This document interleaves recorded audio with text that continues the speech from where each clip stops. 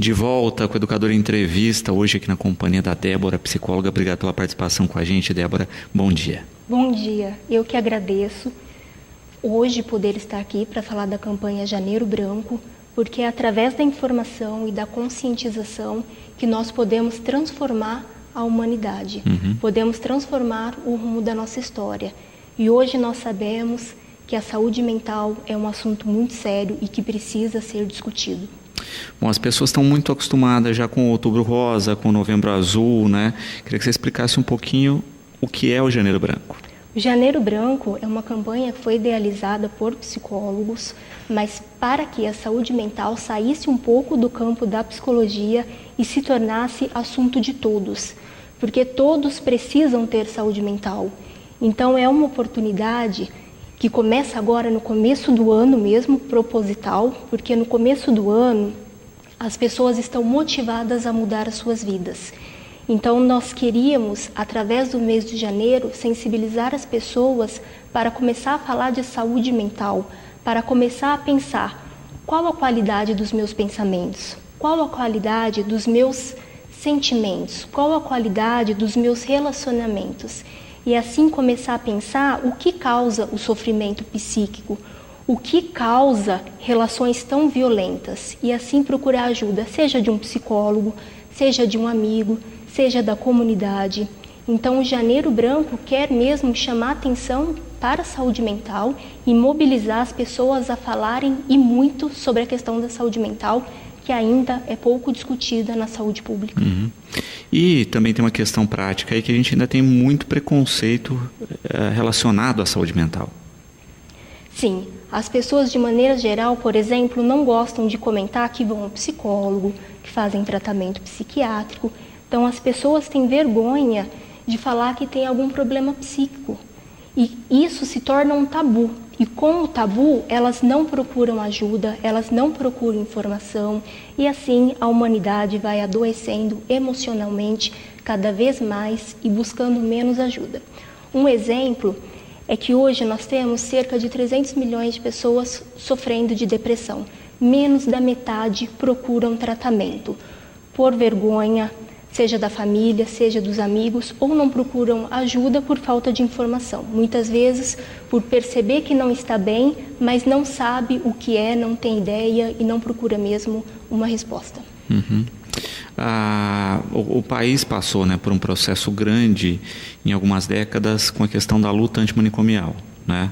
Mas ainda hoje a gente percebe discursos e falas tentando voltar a esse sistema. Infelizmente, né? Sim, infelizmente, porque a reclusão, ela traz o duplo adoecimento. Então, além do transtorno em si, que é muito difícil, essa pessoa ainda perde tudo aquilo que ela conhece. Então, os seus hábitos rotineiros são transformados imediatamente e ela passa a ficar isolada, adoecendo mais ainda. Por isso que nós dizemos que o manicômio, por exemplo, as instituições que restringem demais o indivíduo, ela acaba trazendo um duplo adoecimento. Quando se fala, né, da questão da saúde mental e da evolução que nós tivemos nos últimos anos, se percebe também essa questão, né? A melhoria dos quadros ou o controle de determinadas enfermidades melhorou muito, né? A gente, com técnicas, com novos medicamentos, a gente não tem mais uma problemática como tinha no passado, de fato, de ter uma intervenção segura em algumas questões. Nós tivemos algumas melhorias em algumas áreas. Hoje, alguns medicamentos são mais seguros do que antes. Algumas técnicas já não são mais usadas, porque foi comprovado que não era útil. Então, sim, nós tivemos muita melhoria, muita evolução.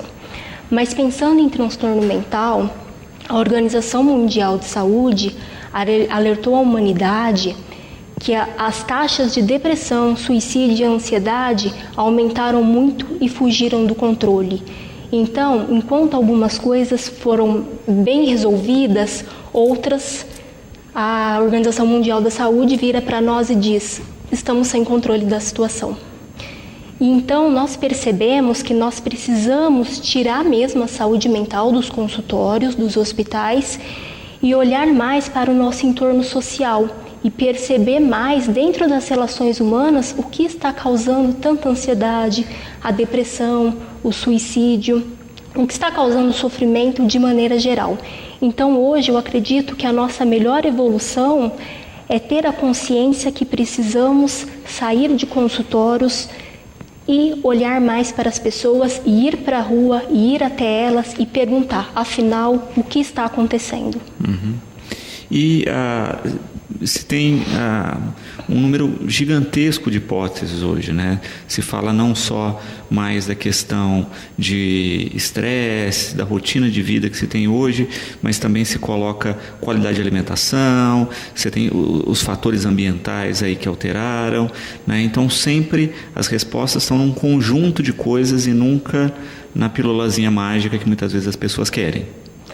Sim, mas isso também é muito bom, ter muitas hipóteses, porque se a gente procura uma pílula, sempre vai ter alguém que essa pílula não serve. Se temos muitas hipóteses, podemos pensar de maneira abrangente no ser humano, na sua complexidade, que muita coisa pode acontecer com o ser humano.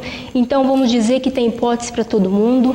Nós podemos pensar também que hoje somos uma sociedade imediatista, que temos muita dificuldade de lidar com a frustração, com a perda, queremos tudo para agora, para já, o que é uma característica da nossa sociedade, e a vida não é assim. Muitas vezes não temos o que queremos agora, e isso também causa uma ansiedade, um estresse muito alto. E com isso, tem sim mesmo muitas teorias, mas nós não podemos pensar isso como negativo. É até muito bom, porque nós não voltaríamos para um passado em que um remédio dá certo para todo mundo. No ser humano isso é impossível. E por isso também Janeiro Branco é a cor branca, para que cada um escolha a sua própria cor, para que cada um pegue uma tela em branco e escreva a sua própria história. E assim, todas as hipóteses são válidas, todas são verdadeiras, todas são importantes, e seguimos estudando e tentando compreender essa complexidade que é o ser humano. E você coloca também uma questão de satisfação pessoal dentro desse peso que se tem hoje, né? Se colocou muito, e parece que é uma formulazinha básica hoje em dia, que, por exemplo, as pessoas estão fazendo sucesso mais cedo, né? Então você tem aí o caso das pessoas na internet, né, que fazem fortunas muito jovens, que têm sucesso profissional e etc. Como se isso fosse regra, né, e não fosse uma exceção como de fato é, né? E também a gente parece que esqueceu na outra ponta as pessoas que fizeram sucesso ou, né, se destacaram com 60, 70, 80 anos de idade, né? E que até hoje a gente tem a referência dessas pessoas, mas se esquece que um Einstein, que uma Cora Coralina, enfim, né, são figuras que se tornaram bem-sucedidas no final da vida. Sim, é verdade. E nós estamos nos esquecendo de muita coisa porque colocamos na internet só aquilo que nos interessa. Algumas coisas são populares e outras não são. E na internet só encontramos aquilo que é popular. Mas hoje nós temos que lembrar as pessoas, e aproveitando a campanha de Janeiro Branco, que cada um tem o seu tempo, o seu ritmo, a sua preferência e que está tudo bem. Então nós precisamos lembrar as pessoas que mesmo que elas não estejam ganhando muito dinheiro, elas podem estar bem, satisfeitas, com uma boa saúde mental, e isso depende de conviver bem consigo mesmo. É isso que está faltando principalmente, uma aceitação primeiro consigo, e esse é um lema da campanha bem legal, que é muito simples: olhe para dentro, bote para fora. E sempre botar para fora. Aquilo que a gente não verbaliza vira doença. Estou frustrado, hoje não ganhei muito dinheiro. Tudo bem, mas alguma coisa de bom tem na sua vida. Alguma coisa de bom você fez para o outro ou para si mesmo. Então essa aceitação sobre si mesmo, sobre o próprio espelho, está faltando e muito. A Rosângela coloca uma questão que vem em cheio aí, né? Hoje nós vemos nas redes sociais, nas conversas com os amigos, uma questão de focar muito o erro ou a questão negativa e pouco o acerto e a questão positiva, né? Minutos que se fica nas redes sociais são apontados vários problemas e poucas soluções ou poucas iniciativas positivas, e cada vez mais nós vemos as pessoas muito mais autocríticas, falando dos seus defeitos e não das suas conquistas. Isso também é um fator que desencadeia essa problemática que a gente tem hoje? Ótimo comentário, muito bem exposto, eu concordo. Nós estamos apontando muito erro porque também estamos numa cultura perfeccionista, que quer o melhor produto, da melhor maneira, o mais tecnológico. Então, assim, aquilo que era o melhor produto, nós acabamos coisificando o ser humano. O ser humano acabou virando um produto, um objeto, e ele precisa ser o melhor. Ele não pode ser falha. Estamos nos transformando em máquinas. Máquinas não podem falhar, tem que ser perfeita, tem que ser a melhor do mundo.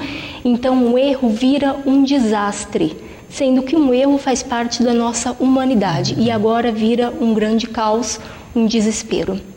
Sem dúvida. E está diretamente ligado, né? Acho que na tua rotina de consultório você deve ter muito isso, né? O quanto as pessoas se culpam pelo erro, ao invés de entenderem que o erro é um processo de aprendizado também, né? É um processo de crescimento natural das pessoas. Sim, é um processo natural, faz parte do crescimento. O erro pode ser muito bom, mas nós só descobrimos isso anos depois. Aliás, antes nós descobríamos. Hoje parece que o erro é inaceitável de qualquer forma, que faz parte dessa cultura, que quer sempre ser o melhor, com mais sucesso, ter o melhor produto, o melhor carro. Isso tudo faz parte da nossa cultura. E nós precisamos começar a repensar essa cultura e pensar o quanto nós mesmos estamos adoecendo por aquilo que nós nos impomos, que seria errar o menos possível e ser o mais perfeito possível. E isso não é realista. Uhum.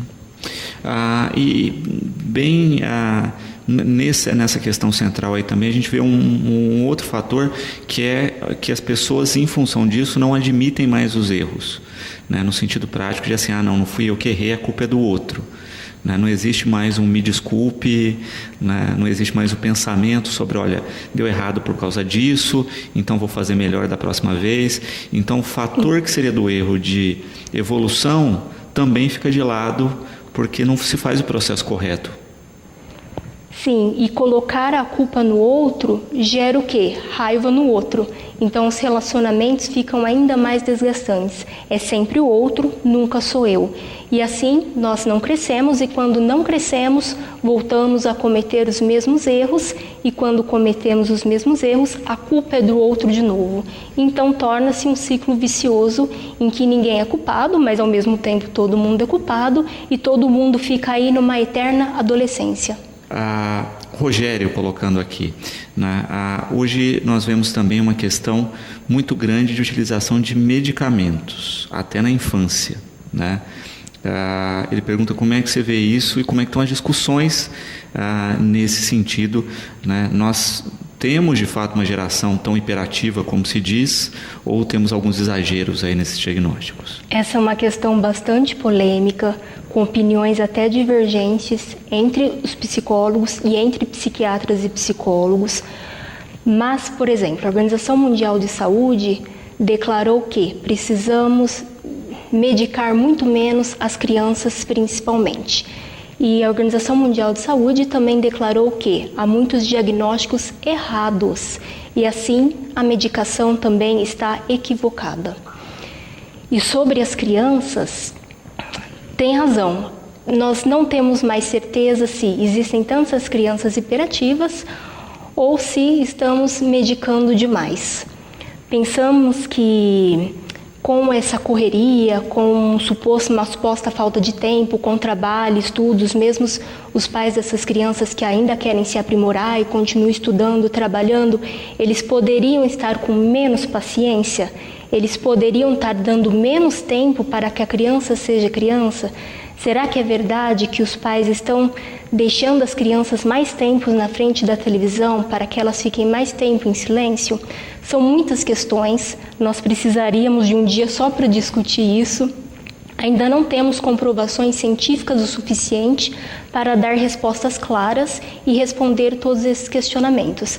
Mas é bom que esteja acontecendo esses questionamentos, eles precisam continuar, a população tem direito de questionar os profissionais da saúde e pedir para que eles estudem mais, pesquisem mais e respondam à população. Mas hoje eu não posso dar uma resposta muito clara, muito precisa, mas muito bacana que seja feito esse questionamento e isso também faz parte da campanha Janeiro Branco, questionar, refletir e querer uma vida melhor, o que pode querer dizer uma vida com menos medicamentos. Porque, de fato, né, se tem uma questão também aí que muitas vezes, para mim, beira o experimental, né? Olha, parece uma moda e a gente só vai ver o reflexo disso algumas gerações depois, né? A gente já viu isso com medicamentos no passado, né? E a gente questiona pouco no mundo a indústria farmacêutica, né? Parece que é uma verdade absoluta. Olha, temos estudos, temos testes e só quando a coisa explode no futuro é que nós erramos, né? Sim, é verdade. O medicamento que é lançado hoje, nós só sabemos os efeitos a longo prazo. Então, nós sabemos mais ou menos, através de pesquisa, de experimentos, os efeitos imediatos. A longo prazo não sabemos. Então, também há questionamentos por parte da Organização Mundial de Saúde sobre o que vai acontecer com os adultos que na infância foram medicalizados. Mas só com o tempo mesmo para responder. Se estamos fazendo algo totalmente seguro ou não, eu não posso responder. Talvez seria melhor um psiquiatra falar sobre essa questão. Também dentro da questão aqui do Janeiro Branco, né, a gente fala muito das ações que geram problemas de saúde mental, né?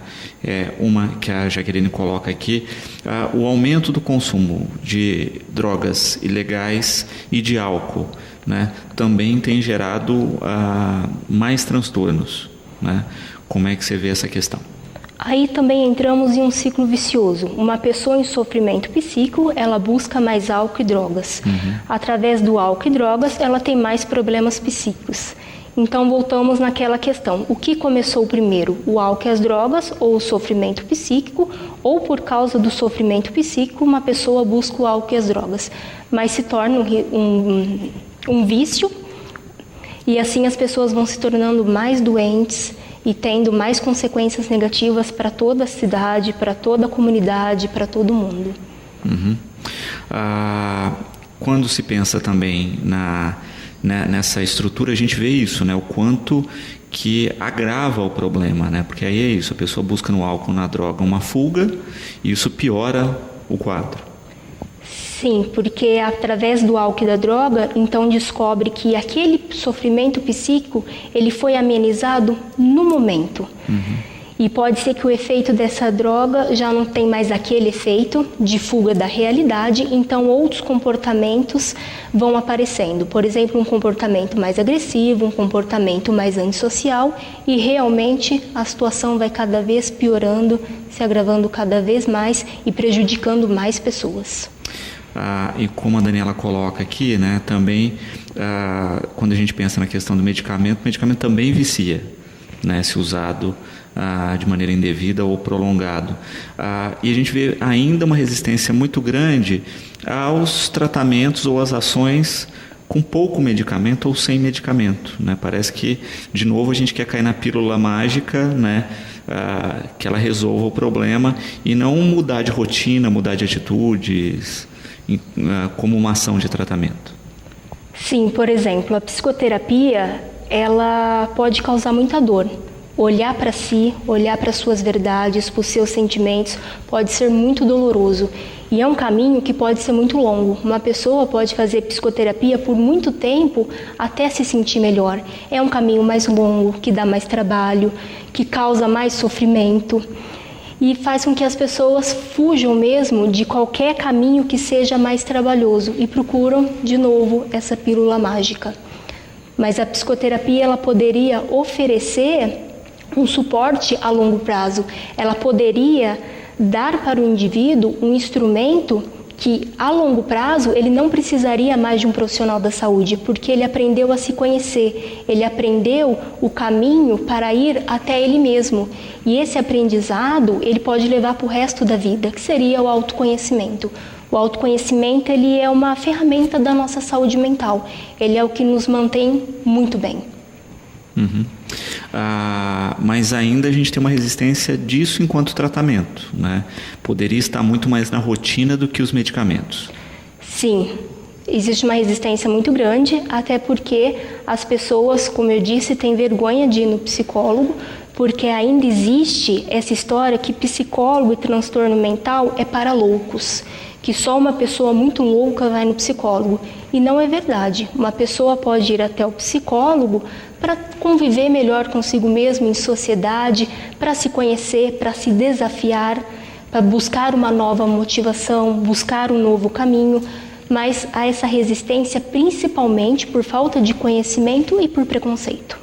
Especificamente, no grande mal, eu acho que é o do século, né, que a gente entra com a nossa saúde mental, né, que a gente percebe uma questão alarmante que não é só no Brasil. O mundo todo apresenta estatísticas de uma queda na qualidade de vida quando a gente pensa em saúde mental.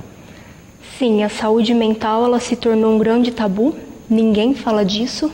As pessoas não falam sobre os seus sentimentos, sobre suas emoções, como se nós não fôssemos seres psíquicos.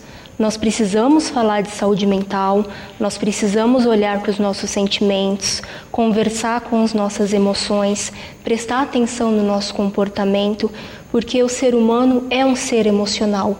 Nós não podemos mais excluir ou ignorar as nossas emoções, os nossos sentimentos.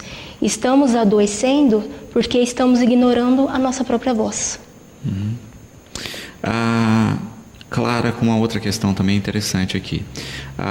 No processo, né, de um transtorno psiquiátrico e etc., a gente percebe que muitas vezes as pessoas entram no tratamento e ainda tem a barreira que a gente falava no início do programa, do preconceito, enfim, que dificulta ainda mais esse processo.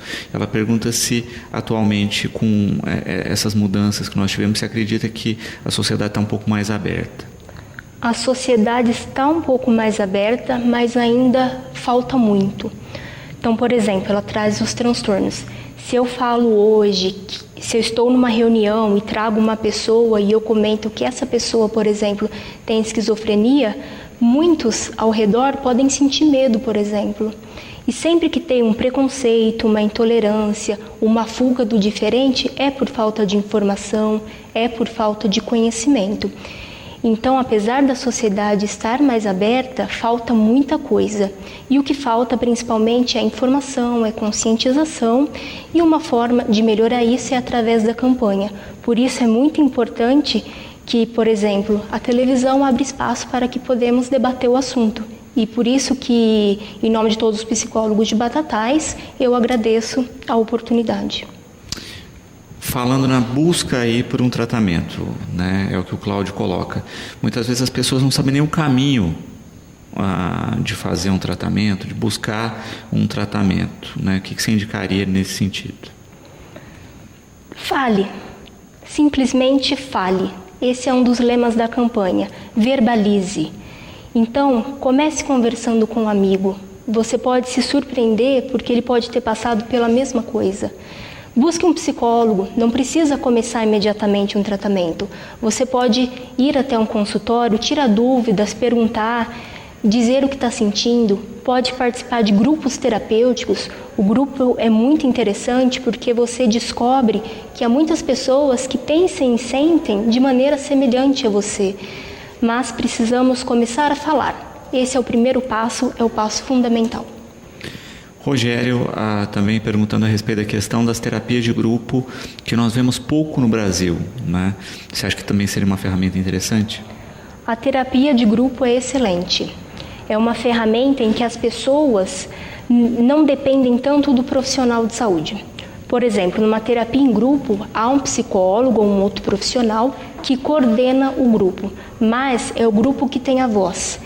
E é muito interessante porque o próprio grupo expõe o que eles querem falar, eles mesmos se ajudam, se opinam, dão sugestões. O grupo ele é muito terapêutico, deveria ter muito mais na saúde pública, em todas as instituições. Nós temos um exemplo em Ribeirão Preto do Grupo Comunitário de Saúde Mental. Ele acontece em escolas, hospitais, nos espaços públicos de maneira geral, sempre aos sábados, e é um psicólogo voluntário que então une várias pessoas, pode ir quem quiser, e as pessoas simplesmente conversam. É um trabalho muito simples, que tem dado resultados maravilhosos em Ribeirão. Inclusive, as pessoas que participam afirmam ter melhorado muito por ter descoberto pessoas tão iguais a elas.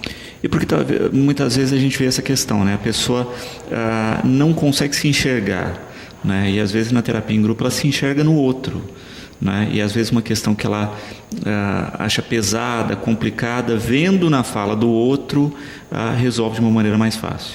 Exatamente, por isso que o grupo terapêutico é uma ferramenta muito eficaz e que poderia ser usado muito mais na saúde pública. Uhum. Daniela perguntando aqui, em Batatais tem algum grupo ou não? O CAPS faz alguns grupos, tanto para a família quanto para o paciente. Não sei se o CRAS faz. Eu só sei dos grupos do CAPS, eu faço dentro do Lar São Vicente de Paulo, mas são os grupos, por enquanto, para os moradores. Uhum. E os grupos têm participação de muitos moradores, e eles não faltam, e eles decidem os temas, como conversar, quando começa, quando termina, e os resultados têm sido maravilhosos. Uhum. E pode ter vários formatos, né? Porque quando a gente fala de grupo, às vezes tem aquela questão do grupo familiar, né? De grupo de similaridade, igual no São Vicente, né? Da questão dos idosos.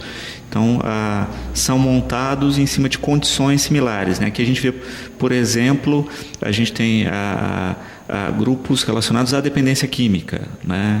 E assim sucessivamente, vai depender de cada situação. Sim, de maneira geral, nós temos dois tipos de grupos. Nós temos os livres e os temáticos. Os temáticos, então, dependeria de um perfil específico. Por exemplo, pessoas que estão na mesma situação, que teriam a mesma doença crônica, por exemplo. São os grupos temáticos, voltados para uma temática. E tem os grupos livres, como seriam os grupos comunitários, que as pessoas se encontram em espaço público e conversam sobre o seu dia a dia, sobre suas experiências, e aí pode ser qualquer pessoa. E participação dos nossos espectadores. A Cristina, né, perguntando se as pessoas que têm fibromialgia, né, podem ter amparo aí também com o psicólogo. Sim, essa também é uma questão bastante polêmica, porque hoje é considerada uma doença psicossomática. Então ela teria uma contribuição somática do corpo e uma contribuição psicológica muito importante.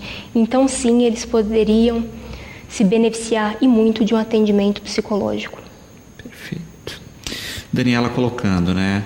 A gente falava das questões mais alternativas aí nos tratamentos. Ela coloca se o teatro pode ser trabalhado como uma forma de terapia em grupos e se o profissional tem que ser psicólogo ou pode ser alguém formado em artes cênicas com alguma especialização.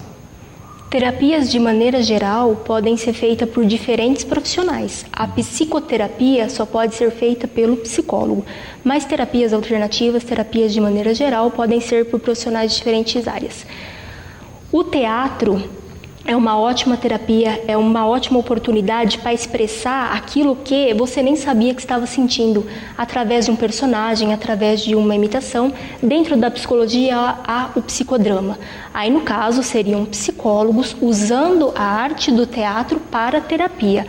Mas sim, podem ser professores de teatro, pessoas formadas em artes cênicas fazendo diversas formas de terapia. Elas só não serão psicoterapias, o que não quer dizer que não irão dar resultados maravilhosos e vão de fato transformar a vida das pessoas. Tem até uma técnica do Augusto Boal, que é brasileiro, né, que é o teatro do oprimido, né, que acaba sendo uma terapia, né, porque ele parte das problemáticas das pessoas para construir uma cena, isso gera um debate, querendo ou não, você está trabalhando também psicologicamente a questão. Sim, e é fantástico que nesse tipo de atividade pode acontecer de no final dela uma pessoa dizer: nossa, mas eu nem sabia que eu estava assim, achei que eu estava ótima. Então você se descobre no ato da atividade o quanto de questões você ainda tem para resolver. A Michele coloca uma outra questão aí, né? Que vai diretamente nesse ponto que você trata. Muitas vezes as pessoas têm um problema, mascaram esse problema e jogam em cima de outras questões, né? Isso é muito comum na psicologia. Sim, o deixar para depois, ele acontece justamente por não termos inserido a cultura da saúde mental. Porque quando inserimos na nossa comunidade a cultura da saúde mental, nós não deixamos para depois. Nós resolvemos hoje para não transformar em doença amanhã. E sim, na terapia a gente vê muitas vezes um paciente que se esquiva de alguns assuntos, mas eles sempre voltam. Porque aí você está tratando efeito e nunca causa. A gente vê muito isso, né? As pessoas tratam a vida inteira do efeito e não de fato do que está causando aquilo. Muitas vezes as pessoas querem de todo jeito amenizar um sintoma, como por exemplo através de uma pílula mágica, mas não quer saber de jeito nenhum o que motivou. Então os sintomas eles mudam as suas máscaras, eles mudam as suas manifestações, mas eles sempre voltam. Uhum. Para quem quiser conhecer um pouco mais a respeito do debate do Janeiro Branco, divulgar mais essas informações, como é que podem proceder? Ao site oficial da campanha, janeirobranco.com.br. Lá tem vídeos, textos, principais discussões, como está sendo feito em diversas partes do Brasil, o que poderíamos fazer na nossa própria cidade. Esse site contempla muita coisa. Perfeito. Bom, Débora, eu quero agradecer a presença aqui com a gente, deixar o programa sempre à disposição, parabenizar pela divulgação do Janeiro Branco e esperar que a gente tenha cada vez mais informações sobre qualidade de vida, sobre saúde mental. Sim, por uma cultura de saúde mental. Precisamos falar de saúde mental. Maravilha. Bom, no próximo bloco nós vamos falar um pouquinho a respeito de carnaval e da participação da APAE na realização aqui dos desfiles de 2018. Nós voltamos já. De volta com o Educador em Entrevista, sexto bloco aqui na companhia da Cristina, coordenadora de eventos da APAE. Obrigado pela participação com a gente, Cristina. Boa tarde. Boa tarde. Nós que agradecemos a oportunidade de estar aqui, começando o ano, começando as nossas atividades, né, Lu? E a gente agradece demais essa oportunidade. Também com o Márcio, que é vice-presidente da APAE. Obrigado pela participação. Boa tarde com a gente, Márcio. Boa tarde a toda a população de Batatais, região. Obrigado você, educador, aí, pela mais uma oportunidade para nós aí, pelo trabalho que vocês ajudam muito a nossa instituição lá. Bom, quando a gente pensa na APAE, janeiro, mês de aniversário da entidade. Julho. Julho? Julho. Tem dia razão. 10 de julho. Que está fazendo quase 50 anos já. 48 esse ano. 48 esse ano. 48. E quando a gente pensa esse processo aí, né, da APAE, nesses 48 anos, a gente percebe a evolução, né, mas sempre cada vez mais integrada com a estrutura da cidade, com as ações, né, e não é de se estranhar que também possa tomar parte aí de um grande evento da cidade, que é o Carnaval. Com certeza, Lu. Carnaval, né, que bom, está voltando, né, acredito que é muito importante para o município, para o comércio, né, e aí também para a APAE, porque nós estamos com a venda dos camarotes, né, e um percentual, né, 5% dessas vendas será destinado à instituição. E é aí mais uma forma, né, de captação de recursos para os serviços. Márcio, quando a gente pensa também nisso, né, poder agregar ações, a gente percebe a cidade cada vez mais nesse sentido, né? A gente estava um pouquinho, e percebeu isso no ano passado, saturado de eventos, né, com várias ações, com todas as entidades, buscando a sustentabilidade. Você tendo um evento já oficial da cidade, a possibilidade de reverter parte do recurso para a instituição, é extremamente interessante. Luciano, para nós, não só para a APAE, como para todas as instituições, esse ano de 2017 foi muito difícil. Nós conseguimos verba para manter a instituição, tivemos que sacrificar, no bom sentido, o município de Batatais para ajudar na arrecadação, né? Não só para a APAE, para todas as entidades. E para nós agora, esse evento agora, além de ser bom para o município, trazer recursos para o município, para o comércio, né, vai acabar também ajudando a nossa instituição. Uhum. E de fato é isso, né? É buscar uma sustentabilidade na gestão, uma estruturação, mas como a PAI sempre tem feito aí, historicamente, né? Com a rotina da cidade, né, Cris? Com a rotina das ações e dos eventos, porque quando a gente fala até na questão da acessibilidade, né? Que a gente não pensa só na estrutural, né? Mas na acessibilidade disso, né? Da entidade estar na rotina da cidade. Com certeza, é muito importante, né, a gente participar de todos esses eventos que acontecem, né, então sempre que possível, né, nós estamos participando, somos convidados e participamos para o melhor, né, para a cidade e também para a instituição. Então a gente, né, parabeniza, né, aos organizadores por essa volta, né, do Carnaval, e com certeza, né, sabemos que, né, o Carnaval de Batatais é um evento, né, que é conhecido, né, em todo o estado, então é muito importante, faz parte da nossa cultura, então com certeza é muito importante e assim, a gente se sente honrado em fazer parte, né, desse movimento. Eles vão falar um pouquinho a respeito disso, né? A gente já sabe que tem um diferencial aí que é parcelamento no cartão. Sim. E que são 7 dias de carnaval, né? Que começa uma semana antes com várias atrações além do desfile. Sim, é um formato bastante diferente dos anteriores. E as pessoas que quiserem adquirir os camarotes, né, para 10 pessoas, R$ 1.800, podendo dividir em 6 vezes no cartão. Com direito a 2 vagas de estacionamento, né? Então cada camarote tem 2 vagas de estacionamento e é isso, né? Participar dessa grande festa, né? Porque o Carnaval com certeza, né, é uma grande festa tradicional, muito tradicional na cidade e com certeza, né, será um sucesso. E é bacana isso, a gente destacar essa questão, né? Porque quando você compra por meio da PAI, por intermédio da PAI, né? Além de participar da festa, você também está fazendo uma ação social, né? Eu acho que cada vez mais a gente percebe os eventos tomando essa dimensão, né? Indo por esse lado, seja na cultura, seja no esporte, né? O quanto a gente tem visto as pessoas agregarem essas ações, né? Pontualmente, né? No ano passado, por exemplo, no teatro eu via várias pessoas procurando, olha, mas a gente vai fazer um evento social para arrecadação de alimentos. Quem a gente procura para doar, né? Ou a gente quer reverter parte da bilheteria para uma entidade que ajude a vender, né? Então isso tem cada vez mais sido pauta das ações na cidade, né? Muito importante, né, Lu? A gente tem que, a gente vê, né, essa solidariedade nas pessoas e também, né, nos eventos. Isso é muito importante. E assim, toda forma, né, de arrecadação para a instituição é extremamente importante, né? Então vem ser mais uma forma para que consigamos, né, manter os atendimentos que são tão necessários, né, para a população que precisa.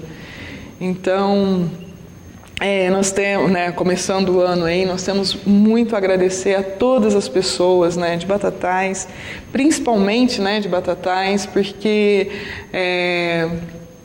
conseguimos, né, passar um ano que foi muito difícil, né, mas que com a ajuda de todos, né, de toda a população, as pessoas que têm um carinho muito grande pela instituição, conseguiram, né, manter, né, esse trabalho que nesse ano, como a gente estava comentando, completa 48 anos. Então, né, a PAI pertence à cidade, o Carnaval pertence à cidade, então nessa soma aí, com certeza, né, teremos sucesso e, né, quem quiser adquirir os camarotes pode ligar na PAI no 3661-6000 ou mandar um WhatsApp para a gente no 98850-0000. Né? Então, as pessoas que quiserem conversar conosco, em 6 vezes, né? Então a gente divide em 6 vezes no cartão e vamos participar. Perfeito, a ação social junto ao nosso carnaval. E a gente que lembra que o carnaval ele começa previamente, uma semana antes, no dia 3, nós teremos o desfile das escolas de samba e dos blocos, né, todos concentrados no dia 3. No dia 4, né, a trio elétrico com apresentações musicais. Na semana seguinte, volta a questão dos trios. No dia 12, aí nós temos o desfile das campeãs com as escolas de samba e blocos aqui da cidade. Então, 7 dias de evento, né, contando aí com toda uma infraestrutura que, além de praça de alimentação ampliada, ainda vai ter parque de diversões, né? Então é um outro modelo do que a gente está acostumado, né, com uma estrutura bem maior do que as pessoas estão habituadas com o nosso carnaval, né? Então tenho certeza que vai ser uma grande experiência aí para todo mundo. Com certeza, né, Lu? São 7 dias de evento, né? Então os 1.800 dividindo por 10 pessoas, dividindo para 7 dias de evento, é acessível, né? É um evento acessível. E ainda dividindo em 6 vezes no cartão, né? Então, com certeza. Cabe no bolso de todo mundo mesmo, né? Márcio. Eu queria apontar uma outra coisa. Já fiz essas continhas, vai dar na faixa de R$25 por pessoa por dia. E também eu fiquei sabendo que o pessoal do camarote pode adquirir um abadá e descer e se divertir atrás do trio. Isso. Tá? Então, você vai comprar o camarote e você não fica lá só no camarote. Com R$30 para todo o período, tá? Dos 7 dias, você pode adquirir o abadá, você desce, participa atrás do trio elétrico, depois você volta para o camarote. Então, nos 5 dias de trio, você pode aí ir para a pista, se divertir na pista tranquilamente. E o que eu acho interessante também aí dentro de toda essa estrutura de possibilidades, eu já tenho visto pessoas fazendo isso, é que tem pessoas que vão estar no pré-carnaval, mas não vão estar nos outros dias. Então já estão negociando com um grupo maior de amigos, então em vez de 10 pessoas no camarote, 20, 30 vão usufruir, porque tem gente que vai na prévia, tem gente que vai nos dias de desfile, tem gente que vai para o dia de trio elétrico, enfim, né? Consegue ter essa organização, exatamente. Né? Porque teve pessoas que perguntou, poxa, mas eu só tenho 8. Você vai ter 2 pulseiras sobrando que tem gente que vai querer. Então você pode repassar para outra pessoa essas 2 pulseiras que vão estar sobrando. Tá? E o que você falou, o pessoal tem dias que não vai poder, passa para outras pessoas. Sim. Sabe? É um custo muito, muito acessível.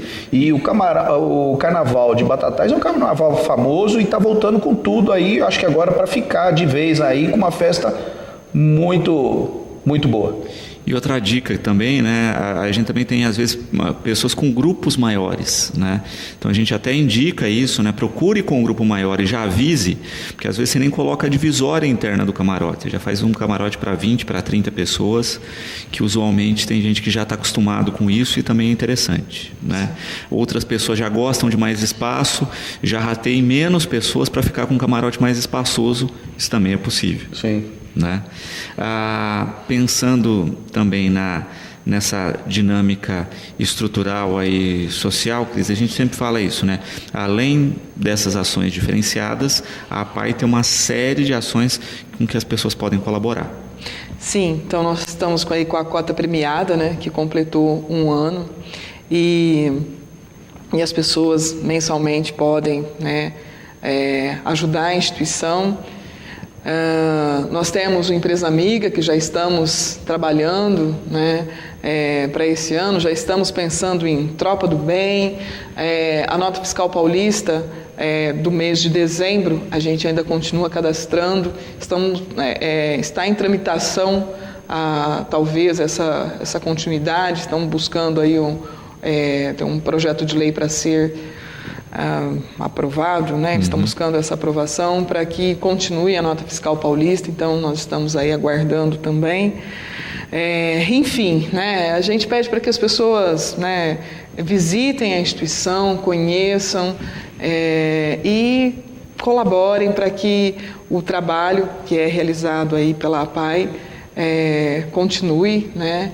E E assim, que é muito importante, né, para a comunidade. A gente tem conversado com familiares, né, e é muito interessante essa aproximação, né, de ouvir o quanto, né, a instituição é importante para a família. Então, a gente se sente assim privilegiado em poder, né, participar de um movimento tão forte, tão reconhecido, né, e tão organizado quanto da Pai Batatais. Então, nós agradecemos muito, né, e inclusive aos familiares, né, que nas campanhas que a gente tem, sempre que podem, né, sempre que nós temos campanhas que eles podem estar participando, eles estão prontamente ali preparados para contribuir com a gente. Temos que agradecer demais, né, as ações do ano passado, as premiações que nós conseguimos com a Ação União de Forças, né, a todos os empresários, né, na ação encabeçada pelo José Henrique Aleixo, que contribuíram com os prêmios, né, para que a APAI conseguisse fazer as campanhas do ano, né, as campanhas do leilão e do Decarona. E dizer que foi um sucesso com a ajuda de toda a população, né, e pessoas também da região, pessoas de fora, porque o ganhador ele não era de Batatais, né, do carro do final de ano, foi de São Paulo. Aí que nós fomos conhecer a história dele, que, né, através de uma reportagem da ecoterapia, que um cavalo havia desaparecido, ele passou a contribuir com a APAI todos os anos, então desde 2012, e em 2017 ele ganhou o carro da campanha de final de ano. Então são histórias, né, fantásticas, e que a gente só tem a agradecer a toda a população que permite isso. E, né, mais uma vez aí né, com esse evento que é da nossa cidade, é uma forma de também conseguir contribuir com a instituição. Então, quem quiser o camarote, né, é só ligar no 3661-6000 ou mandar uma mensagem pelo WhatsApp, que é o 988500000. Perfeito. Eu quero agradecer a presença, Márcio, deixar o programa sempre à disposição, parabenizar por essa iniciativa também da UESB e da parceria, né, e esperar que a gente tenha cada vez mais isso na rotina da nossa cidade.